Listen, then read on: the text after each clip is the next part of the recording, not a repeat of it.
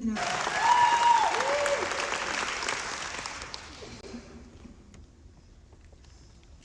other reason I wanted Takoja to do this is it's really lack of protocol for us to introduce ourselves in native camps and to brag about ourselves, so I couldn't say all those things about myself. So somebody might think I'm lying, so my granddaughter has rescued me.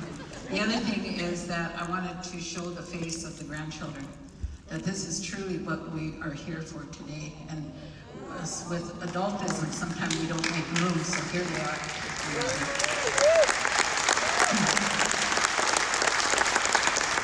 This is the Dakota language. We have 3 dialects, Dakota, Lakota, and Nakota, but we understand each other when we want to. And we are from a lot of the Washichu people couldn't pronounce our names, so they call us Sioux, but we are Dakota, Lakota, Nakota.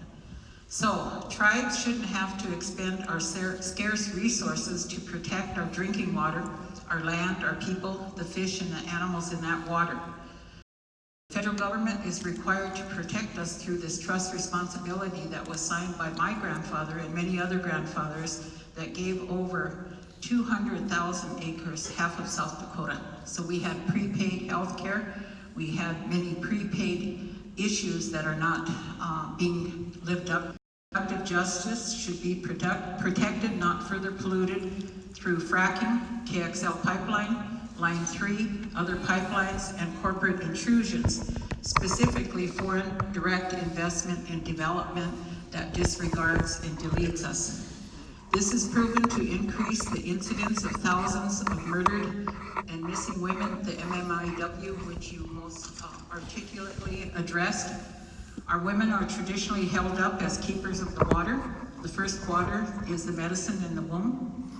Now, besides protecting our water, we are forced to prepare for the onslaught and destructive force from thousands of men in a word that is very misogynistic in nature. It's called man camps. So that word itself is very misogynistic, it's violent, and it actually, the MMIW issue is not new. The thousands of men who came to our territory in the form of the forts. I live at Fort Randall, and that was an example of the MMIW that came at the very first contact, even leading back to Columbus, who captured some of our women. So it's important to put that in perspective, but this, of course, is not just about us. This pipeline, these fracking efforts, these environmental destructions are not for our benefit, the public interest, but they actually are predator economics. They're created in a corporate purpose, which has nothing to do with the people of this land. The other thing I want to say is that as a PTSD therapist and as a person who helps people heal, the word PTSD is a misnomer.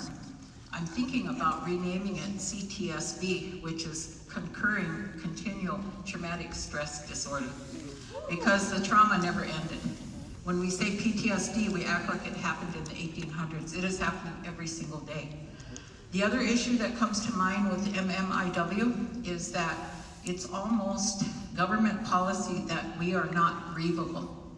So thousands of women are killed, but the corporate people say, oh, Section 106 consultation will take care of that, saying that you can't grieve, even though your baby girls have died. So that's the government policy, is that we are not grievable. That's a violation of a human right. The other thing is with endangered species, we have a whole different language, and the language is capitalism versus indigenous values. Because for us, there is no such thing as separation from animal. We have alliances of sustainable development with our relatives, and you notice that the animals are starting to attack the humans. We've had buffalo attack, we've had bear attacks, but they know that we are not living up to the alliance that we had originally, that we would protect them. They even offer their lives up so we can live. And so the animal nation knows that, and so we have to pay attention. The other thing, when we talk about the public benefit, it's really important to realize that we live in one of the most violent countries of the world. We live in systems of violence that are benevolent in nature. Indian Health Service is benevolent in nature. I'm sitting here with a knee that needs to be replaced, and it's going on 15 years, and because my limb is not destroyed enough, I'm not dying, that Indian Health Service will not honor my treaty right. So I appreciate all of you that helped me as I continue to fight for this old knee. But those are the issues. Unless you are almost dead, you don't get any help from a treaty right that my grandfather and many of your people. So what we're talking about is institutional racism. So now I'll get to my question, but I know that our friend, if I can call you Bernie, has already addressed this, but I think it's a deeper issue. We had a wonderful person from the Dene Nation talk this morning, and he talked about consultation is just an artificial thing. What has to be changed is the basis of a country that considers itself a conqueror and has created laws that benefit only them. Consultation needs to be consent. And so my question for you, how will you promote and protect the exercise of tribal, inherent, Aboriginal, and treaty rights on water and public land, and further, to do an investigation of congressional review of how Fort Randall Dam was built illegally on Ihamptwa lands? That's my question. Thank you.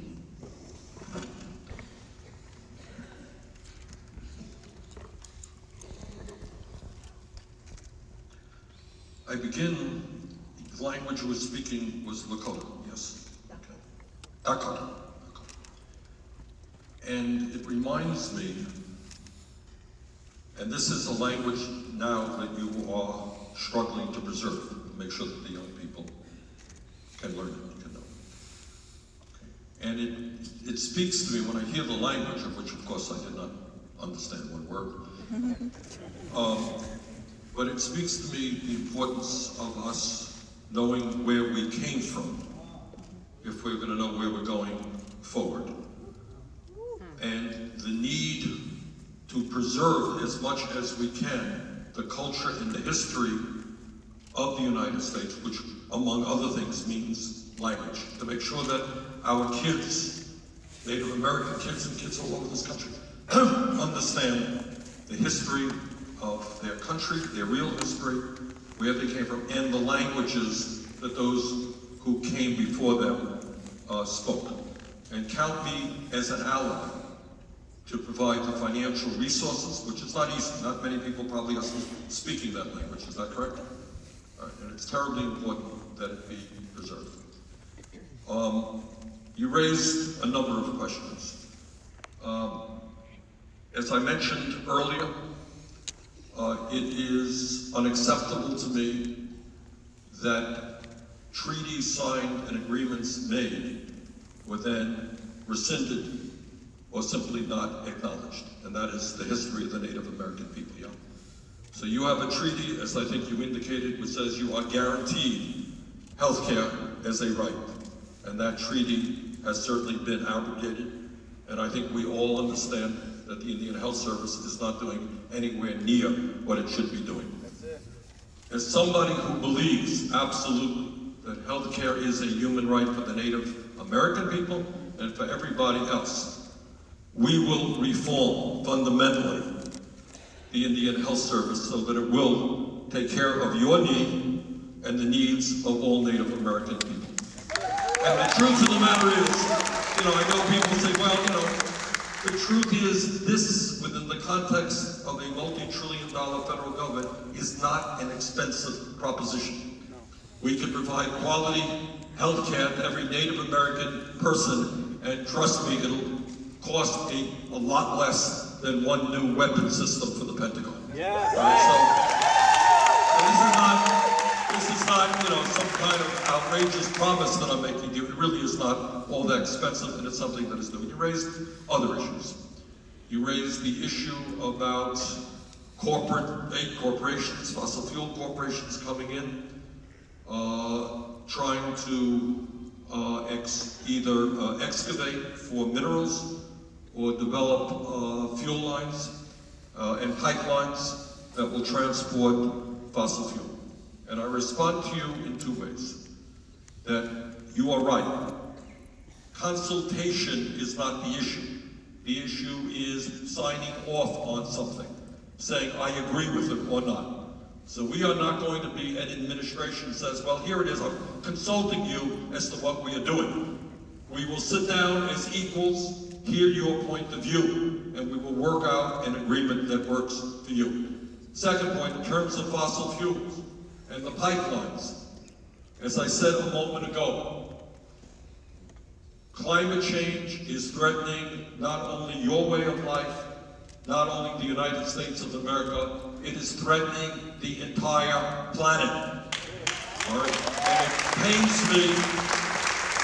pains me very much that we have a president who believes that climate change is a hoax. It is not a hoax. It is a threat to this country and every country on earth. And as President of the United States, my job will be to stand up to the fossil fuel industry in this country and tell them that their short-term profits are not more important than the future of our planet, and to reach out to countries all over the world, because this is not just a problem that we can solve alone. Right now, around this world, nations are spending somewhere around $1.5 trillion on weapons of destruction designed to kill each other. And maybe, just maybe, if we had adequate leadership in the White House, the most powerful government on earth, maybe we can convince governments all over the world that instead of spending $1.5 trillion a year killing each other, maybe we should use those resources, combine those resources against our common enemy, which is climate change, and save the planet for our children and our grandchildren. And the last point that I want to make, and I met with some of you in Detroit a few weeks ago, and I think the question was, will you hear from us? Will you allow us to participate? And the answer is, we will do more than that, because you have so much to explain and teach the people of our country about respect for nature, working, and you indicated with the animals, working, understanding that we are part of nature. We can't go to war against nature and then expect to have clean water or decent food. And if there's any people in this country today who know what that is about, it is you. And we need you to help explain that, not only to our country, but to the world. You have a history which is rich and important, and at this moment of environmental crisis, this is the time for the Native American people, working with an administration that respects the Native American people, to help us transform our entire economy to one which is not at war with nature, but is part of nature.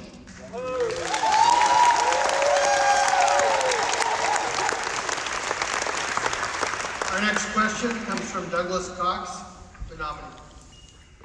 Oso Moani Wheel, Tanaway Malkana, Shikaswisi and Wasla Kane. Welcome, Senator. Thank you for being here and participating. I need to really quickly also thank those lands that we're on, so the Omaha, the Winnebago, the Dakota, who are gracious enough to allow us to be here on their lands today. So I say, thank you for that.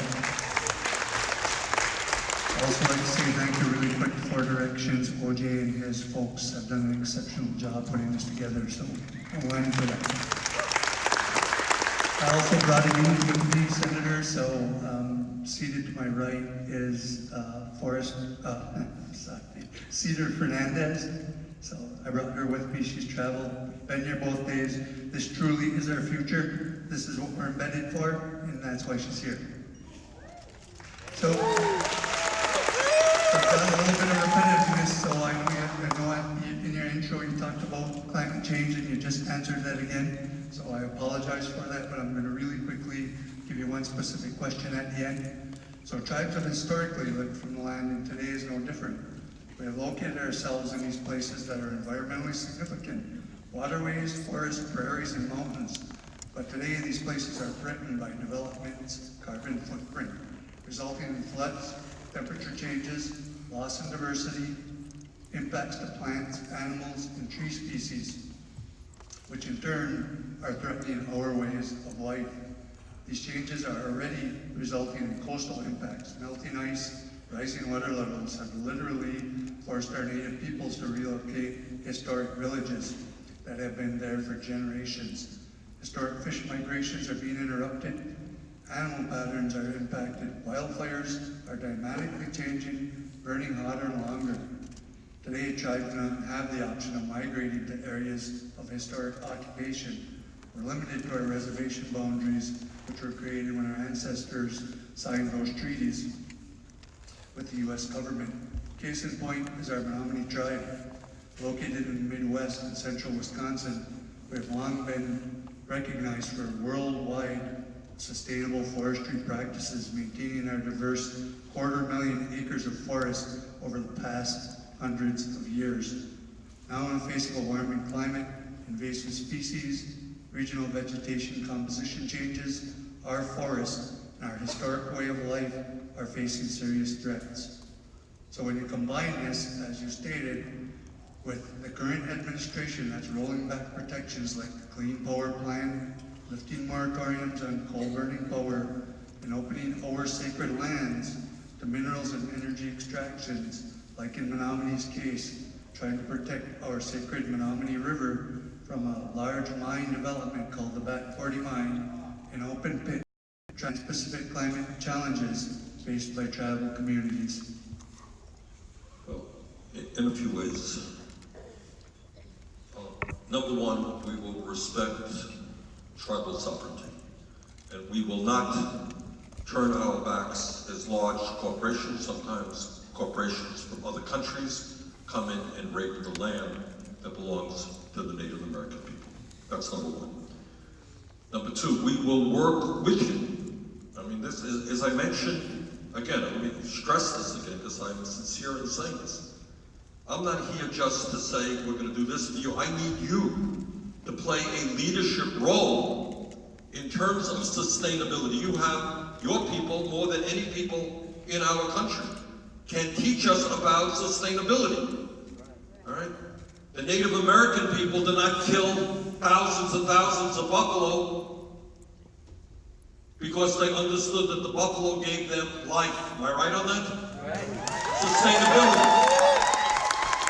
You don't wipe out the trees. You don't deforest. In Brazil right now, as we speak, there's massive deforestation going on, which will impact the entire planet. People want to make money. They want more land for whatever they want it for. They want the trees. But what the Native American people can teach us, and I'm not an expert on it, you know more about it than I do. We need that wisdom now more than ever. This planet is right now on the verge. You talked about rising sea levels, Arctic ice melting, coastal areas flooding. Radically rethink our relationship to nature. Okay?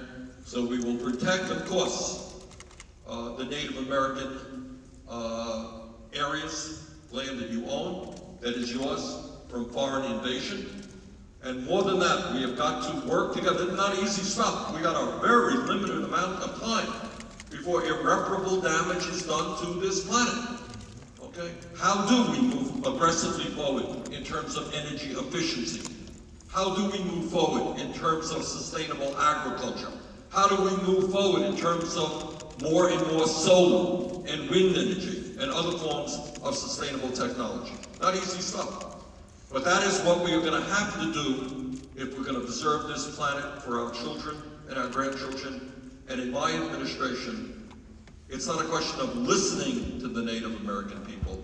It is having you up there, up front, giving us your history and your culture about how we can work with nature and not against nature.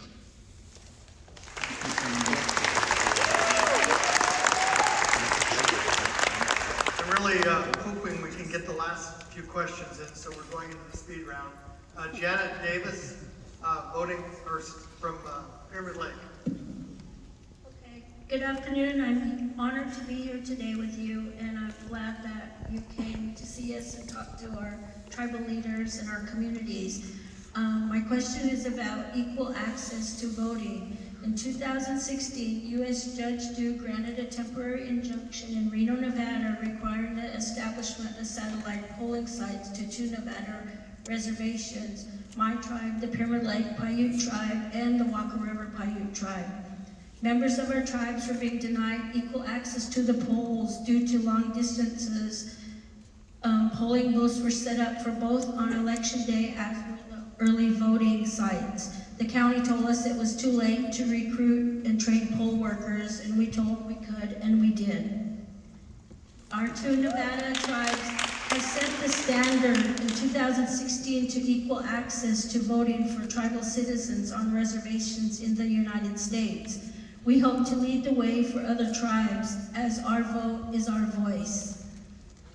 My question to you is, how will you ensure that all Native Americans on reservations have the same access without having to litigate as we did? May I be blunt and straightforward? Yeah. We have a corrupt political system designed to protect the wealthy and the powerful.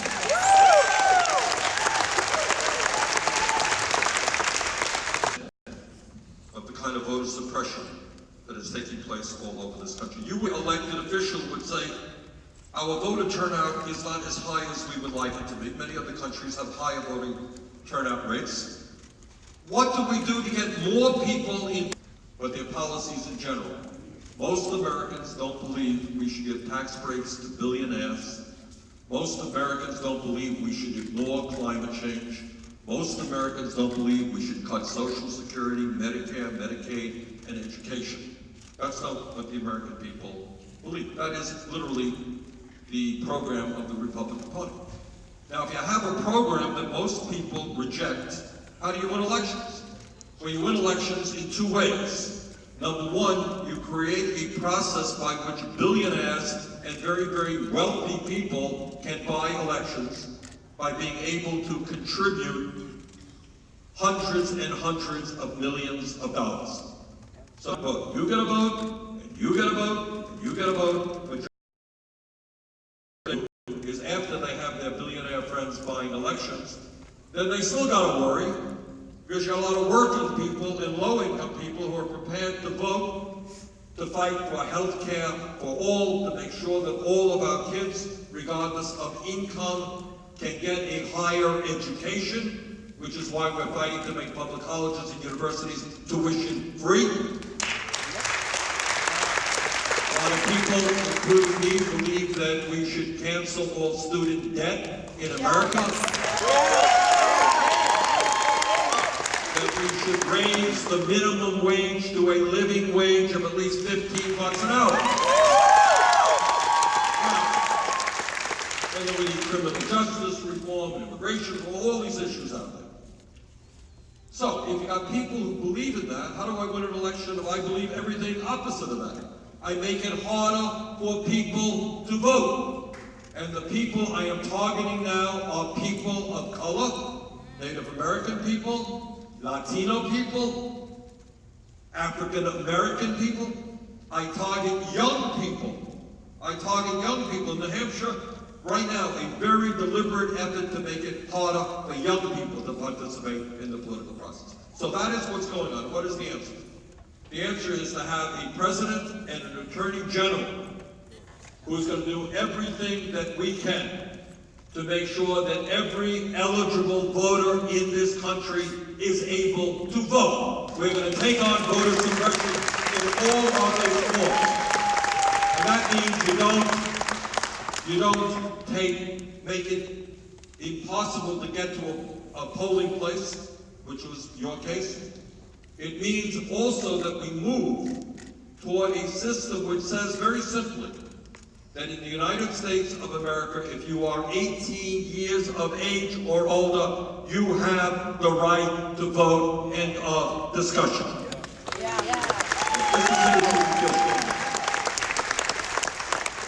This is when it's no fun to be a moderator. I'm afraid our time has expired, and I know this is a conversation that could go on for another hour. Please give a thank you to Senator Sanders and the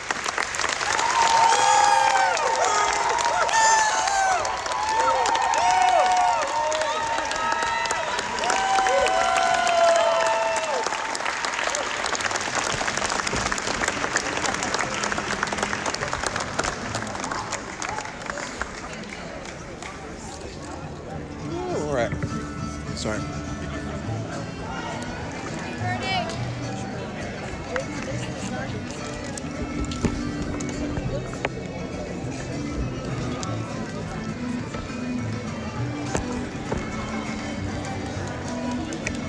All right, everybody. Okay.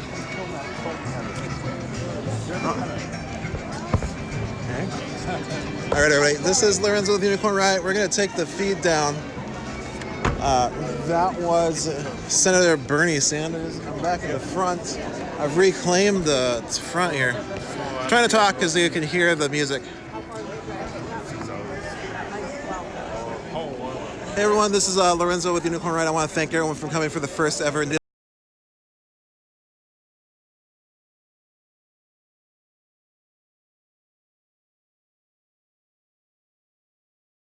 we're going to go down here. I'm going to try to catch up with some folks, but just want to thank everyone for joining, and I hope you enjoyed the coverage. I know it's not something we usually get covered. We got that a lot here. Like, they're surprised the people from Unicorn Riot were sent here to cover this, but as I told them, this is a historic event, and we're really happy that we were able to make it here and show you at least all the candidates who are speaking, but also mostly I wanted people to be able to hear the questions that are being asked. A lot of questions about murdered and missing Indigenous women, a lot of questions about medals of honors that were given away during the massacre at Wounded Knee. And yeah, there's a lot of talk about Indian country housing, schooling, just how to have like good state-to-state relationships, like what does sovereignty mean? You know, there's all these questions are put forward. You can look back to the feed. I'm not going to give any sort of like what I thought about it. You know, I was glad to be here and to see this historic event. Anyways, I want to say thank you again. If you do like this sort of coverage, please take a look at our website, unicornriot.ninja. Click support our work. All of our donors make this possible. Thanks everybody who donated. And yeah, we're going to take this down. But thanks a lot for following. Thanks for all our patrons, crypto, all our viewers of Facebook, YouTube, Periscope, and Livestream. Hello, relatives. Oh, we got caught. Relatives. You We gotta had take it a down. good day, and we're going to end in a good way. We're going to end as we always do in ceremony. All right, maybe. So we're inviting you to stay in the hall. A drum group is setting up.